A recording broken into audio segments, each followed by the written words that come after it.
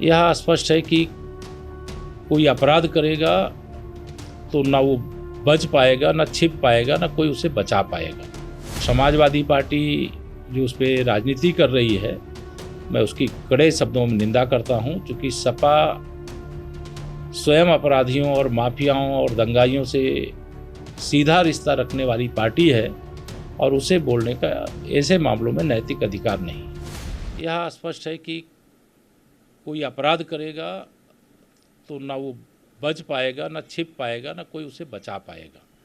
यह पुलिस का जो कार्य है वो अपना कार्य किया है, लेकिन जो बच्चे बेसमय मारे गए हैं, अकारण मारे गए, उसका मुझे भी कष्ट है, पूरे प्रदेश को दुख है।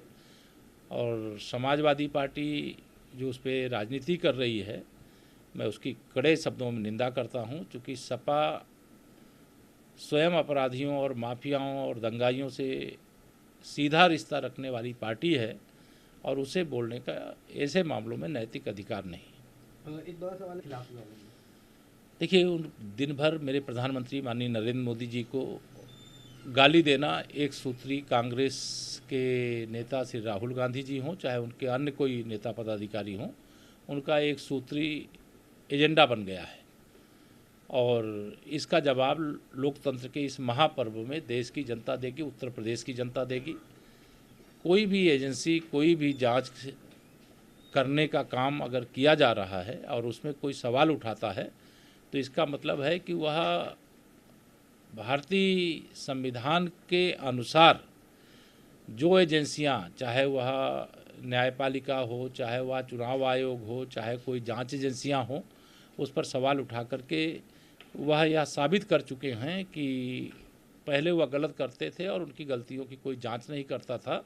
जांच केवल छोटे लोगों की होती थी, जो बड़े लोग होते थे उनकी जांच नहीं होती थी। आज छोटे बड़े का अंतर ख़त्म करके जो जांच है वो एकदम निष्पक्षता से जो भी दोषी उसके खिलाफ की जा रही है, और जो जांच में दोषी होता है उस पर कार्रवाई की जाती है। किसी को कोई शिकायत है तो नेतागिरी न करे, जाकर के उस एजेंसी के खिलाफ न्यायालय उससे बड़ा स्थान है, वहाँ जाकर के बात करें। सोनिया गांधी की जा रही है, ये एक चौतरफा हमला करते हुए उन्होंने ये बात कही कि कांग्रेस को कमज़ोर करने का प्रयास है प्रधानमंत्री। कांग्रेस तो ऐसे कमज़ोर है, मतलब ये बहाना खोज रहे हैं 2024 का रिजल्ट आने के बाद का, कि अगर वह चुनाव पूरी तरह से हारेंगे, जनता उन्हें नकारेगी, तो ये बहाना बनाएंगे।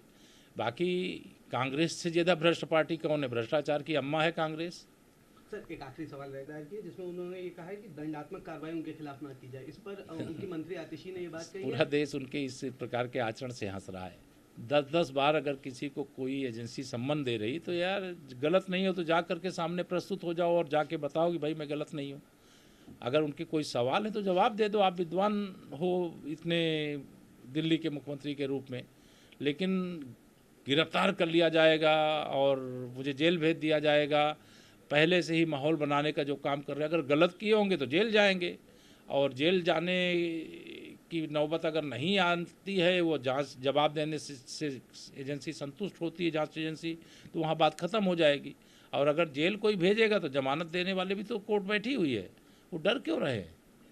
वो डर रहे, इसका मतलब है कि कहीं ना कहीं दाल में कुछ काला। उनकी मंत्री ने कहा है कि उनको चुनाव से प्रचार से रोकने के लिए वहाँ जेल भेजा जा रहा है। वो क्या प्रचार करेंगे?